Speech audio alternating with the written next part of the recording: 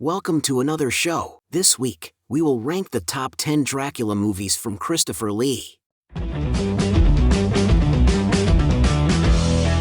Might interest you to know that Transylvania still exists, and I've been there. And the name of that nobleman, of course, immortalized in one book, known throughout the world now, was quite simply the word Dracula. Thousands dying of the plague, and like the shadow of death itself, one figure scything its way through the terror and anguish. Count Dracula. At number 10, the last and least of Lee's turns as the Count for Hammer Films. The Satanic Rites of Dracula doesn't look much like a Dracula movie or even a horror film. The bulk of it is a plotting effort to investigate cult activity by society notables. Lee and Cushing turning up as Dracula and Lorimer Van Helsing are so arbitrary that you could almost believe an error in the copy department shuffled a few pages of a vampire script into one for a cheap procedural. Satanic Rites does have an amusing moment where Lee affects, for the only time, the Bela Lugosi accent as a disguised Dracula. Christopher Lee later claimed that, for his death scene, he had to tear his way through actual hawthorn bushes, shedding real blood on the sharp thorns. My revenge has spread over century and has just begun! Count Dracula!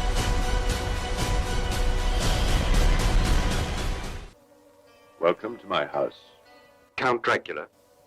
I am Dracula. Looking at number 9, among Lee's complaints with Hammer's Dracula films was how removed they were from Bram Stoker. He continuously pleaded with them to include material from the book. He was enticed with an offer to do just that in 1970 with Count Dracula, an independent Spanish production trumpeted as the most faithful adaptation of the novel. Here, Lee sheds all influence from Lugosi. His Dracula in this film looks just as Stoker described him, an old man clad all in black with a long white mustache. After the initial scenes in Dracula's castle, the script doesn't even try to follow the book. So much of it is dead air propped up by music stings, and Lee is wasted after his one good speech. Sir Christopher Lee, Count Dracula, and Herbert Lom, Dr. Van Helsing, never saw each other during filming. They shot all of their joint scenes separately. Director Jesus Franco claims that Klaus Kinski ate real flies as Renfield instead of fake ones. Christopher Lee rates his performance in the film as the best he has given as Dracula. Director Jesus Franco's first choice for the role of Dr. Abraham Van Helsing was Vincent Price. However, due to his exclusive contract with American International Pictures, Franco could not obtain Price, and his second choice, Dennis Price, was forced to withdraw because of illness. Franco got his third choice, Herbert Lom, for the role. This is one of 4 films released in 1970 in which Christopher Lee played Count Dracula. The others are One More Time, Taste the Blood of Dracula, and Scars of Dracula. This is the first major role for Soledad Miranda in a Franco film. She then died in a tragic automobile accident in Portugal that same year, just as her career was taking off. Christopher Lee stated in an interview that he felt that Herbert Lom and Klaus Kinski were miscast in their roles. Master, take me with you, Master. I have no further use for you. The number 8 film on our list is Taste the Blood of Dracula. Hammer was aware of Lee's growing antipathy toward their Draculas well before Satanic Rites, and they tried several times to keep the series going without him. Taste the Blood of Dracula was meant to have Ralph Bates assume chief blood-sucking duties after his character, Lord Courtley, does as the title bids and returns from his own death as a vampire. Unfortunately, Hammer's American distributors wouldn't hear of a Dracula film without Lee's Dracula, so a deal and a hasty rewrite were in order. One of the few Hammer Dracula films that was R-rated, Taste the Blood of Dracula was able to push the envelope not only with its depiction of nudity and violence, but also with its dark themes. Coming in at number 7, In Search of Dracula, another non-Hammer production. Yes, Virginia. There really was a Dracula. In Search of Dracula is a documentary based on the non-fiction book of the same name. It's a crash course on vampiric folklore, Romanian culture, Orthodox religion, and the history of Vlad III Dracula, the Impaler, whom authors Radu Florescu and Raymond T. McNally attempted to tie to the literary Dracula more closely than Stoker did. It features Lee as the narrator, Dracula, and Vlad in reenactments of various legends concerning the sadistic prince. His appearances as the Count come from a combination of Hammer stock footage and original material that let him wear the long mustache again. In the end, he gets to have some fun with the Lost Curtain speech from the 1931 Dracula, which is a nice finishing touch. The number 6 film on our list is Dracula and Son. The French director Edouard Molinaro, noted for his comedies, decided to have fun with vampires and brought Lee in for Dracula and Son, his final turn as the Count. The multilingual Lee provides his own dialogue as a more cultured, paternal, slightly foppish Dracula who ends up evicted from his castle with his meek son, Ferdinand. Separated in transit, Dracula ends up in London, where he makes it big as a horror movie star playing a vampire. Father and son reunite in Paris but end up at war when they fall in love with the same girl. It's a great premise for a parody, and Lee has the comic chops to pull it off. All the movie's big laughs come from Dracula's fussy displeasure with his son, the modern world, or general incompetence. Some gorgeous, blue-tinted Gothic set dressing provide visual interest.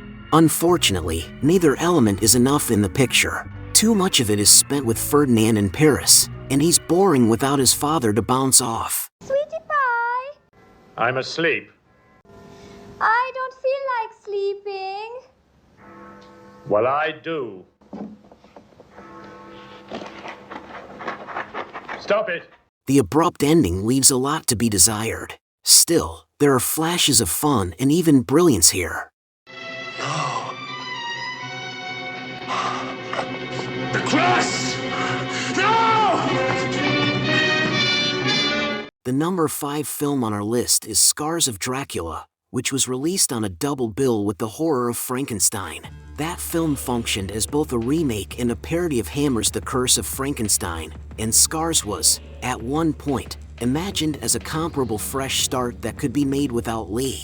Yet the finished film opens with an obligatory resurrection of Dracula from the last film, and it's still Lee in the role. Scars incorporates a few ideas from Stoker that hadn't been made into celluloid before. It gives Dracula more to say than was the norm for Hammer and plays up his connection to bats. The production design, with its heavy use of red throughout the Count's castle, looks fantastic. It's a pity these gems were set in a workmanlike frame full of recycled ideas and an unremarkable supporting cast. Christopher Lee expressed his well-known frustration with this film. "I was a pantomime villain.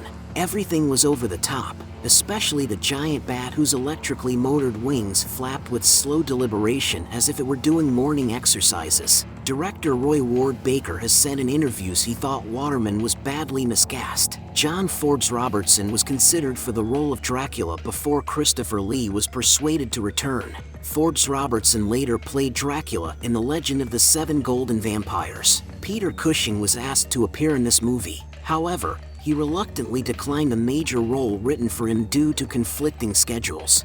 He was able, though, to carry out a dare set by his good friend Christopher Lee. Due to a hold-up in production in the filming of Scream and Scream Again, Peter could spend a day filming a brief cameo as a milkmaid for the opening village and scene. At the beginning of the film, Dracula's resurrection is the same footage as Dracula's death from Taste the Blood of Dracula, but simply played in reverse. Jenny Hanley said she hated working with the big fake-looking puppet bat, and its two handlers were very distracting. They were a gay couple, one handling the head, the other dealing with the wings. And as they were wrangling the thing for the final attack on Hanley's character, they suddenly kissed, causing her to burst into fits of laughter. I'm a bit of a giggler. The bat near the end coming in to grab the cross from around my neck obviously comes in, hits your chest and bounces off backwards. Now, that's amusing. I'm sorry, Christopher, that is funny. But Christopher actually takes it very seriously indeed and says, you know, you do realize this is a true person, Vlad the Impaler, and gave us all lectures and things. But you know, generally, we kept him off the set when giggles were apt to happen. Who knows about vampires, for God's sake? My grandfather died fighting a vampire. The most terrible, the most dangerous vampire of all time. Clocking in at number 4 is Dracula AD 1974. I'd say Hammer deserved points for originality. but they were chasing a trend set by Count Yorga, vampire, when they pulled Dracula into modern-day London. Peter Cushing was along for the ride as Lawrence Van Helsing and his grandson Lorimer, both dedicated to wiping out vampires whether they menaced Victorian countrysides or groups of hippies. Those kids may spoil society dinners and waste their evenings boozing, but that hardly gives the Count the right to spoil their groove. Dracula AD 1972 has a notorious reputation among many Hammer fans as a shark jump. Lee never cared for it, but as Tim Burton once described the film, it was a mistake. But I enjoy mistakes sometimes. The incongruity of swinging 70s London and Gothic horror is too silly not to enjoy. The plot, setting Dracula on a revenge quest against the Van Helsing family, is fairly solid. The film was inspired by the story of the Highgate Vampire, a media sensation in the early 1970s involving reports of supposed supernatural activity in Highgate Cemetery in London. In the film, Johnny Alucard and his friends arranged their ritual to coincide with the feast day of Belphegor. In Christian demonology, Belphegor is a demon who personifies sloth. Tim Burton has declared this as one of his favorite films. Looking at the number 3 film on our list, Horror of Dracula, a seminal picture in the horror genre. It was the first Dracula for Hammer, Lee, and Cushing in the first adaptation of the novel in color. Its significance to Dracula's film legacy is greater than its quality. To call this an adaptation is generous. Most of the book's plot is scrapped, and its character names are randomly assigned to new personalities. The lean script, dictated by a thin budget, is sometimes stiff. In his first time out as Dracula, Lee looks a little too young and tan for the part, but you wouldn't know the film was so cheap to look at the genius work of Hammer's art department. Few adaptations capture the energy of Stoker's race back to Castle Dracula like this one. If Lee doesn't quite have the look yet, his performance is fierce, and Cushing is a delight as Van Helsing. Other films give these two enemies more verbal repartee, but their brawl at the climax is one of the best depictions of their rivalry for sheer, vicious physicality. Christopher Lee has only 16 lines in the film, all dispensed by the 10-minute mark. Peter Cushing performed the stunt of leaping over a banister himself. He insisted on doing so despite the studio's concerns that he might injure himself. On several occasions, Sir Christopher Lee complained about the contact lenses he had to wear for the shock scenes. Not only were they quite painful, but he couldn't see a thing. For instance, while running toward the vampire woman, he even ran too far past the camera on the first take. Dracula only has 7.5 minutes of screen time. Lee tried to play the character of Dracula according to his theory of the loneliness of evil. He developed this theory after reading the original novel. In Lee's view, Dracula feels lonely and does not actually want to survive. He continues existing because he feels that he has no choice. Harper's Bazaar lists Horror of Dracula as one of the best British films of all time. Sir Christopher Lee is one of only 2 actors to play both Dracula and Frankenstein's monster, having played the monster in The Curse of Frankenstein. The other is Bela Lugosi, who played Dracula in Dracula, Abbott and Costello Meet Frankenstein, and Frankenstein's monster in Frankenstein Meets the Wolf Man. I didn't speak in it. I didn't say a word throughout the entire film. The answer is very simple. I read the script, and the lines were literally unsayable. The number 2 film on our list is Dracula, Prince of Darkness.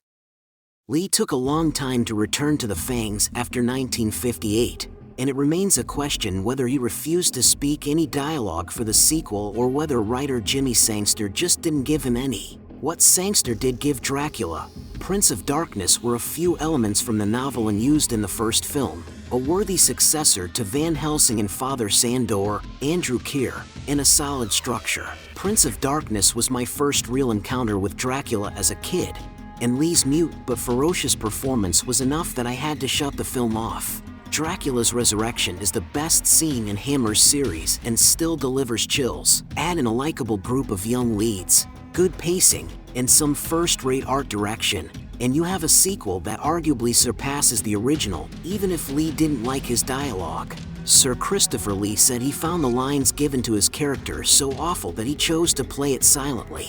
According to screenwriter Jimmy Sangster, Lee misremembers this, as Sangster claims he wrote no dialogue for Dracula in the movie.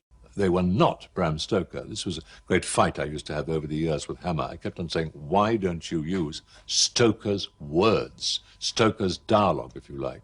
Sir Christopher Lee's stunt double, Eddie Powell, became trapped underwater during the drowning scene and nearly drowned. The character of Ludwig is obviously Hammer's version of Renfield from the original Bram Stoker novel, though it's largely undisclosed why the name of the character was changed. There is a girl. Maria? Bring her to me. And the #1 movie to feature Christopher Lee as Dracula is Dracula Has Risen from the Grave. I hope it doesn't encourage newcomers to say that Dracula Has Risen from the Grave works so well because of the supporting cast more than Dracula himself. Barry Andrews and Veronica Carlson make for a fine couple as Paul and Maria, given just enough personality and chemistry to be a pair worth rooting for.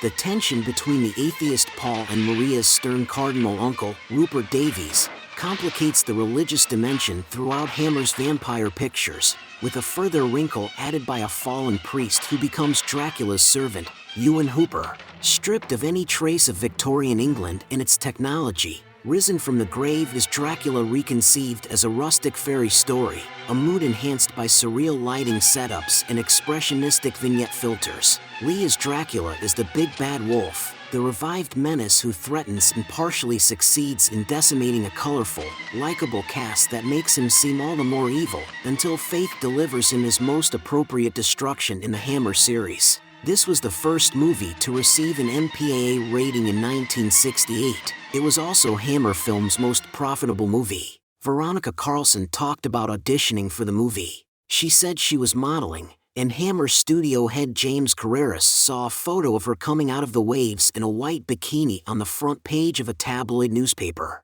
He said he wanted her in his next movie. She auditioned with Barry Andrews, producer Ida Young, and director Freddie Francis. Then, they had dinner afterward. She was very nervous and started worrying they would turn her down. She thanked them for the meal to avoid embarrassment and suddenly left. When she got home, her mother said the studio had called and wanted her for the role. To promote the film, Veronica Carlson posed for a photo shoot in the woods in a graveyard topless and semi-nude. Sir Christopher Lee loved to recount the following tale. Hammer was given a Queen's Award to industry while shooting the final scenes of Dracula impaled on the rocks, with a group of British government dignitaries watching as Lee thrashed around screaming and pouring with gore. After the scene wrapped, a minister turned to his wife and said, "That man is a member of my club." That was our show for today. Do you agree with our list? What was your favorite Christopher Lee Dracula movie? Let us know your thoughts in the comments below. I'd be honored if you subscribe to my channel, ring the bell to stay informed, and check out my Carl Vincent Vampire Hunter franchise, also in the comments. Until next time, this is Axel and for Kevin, saying, live long and prosper, may the force be with you, and keep reaching for the stars.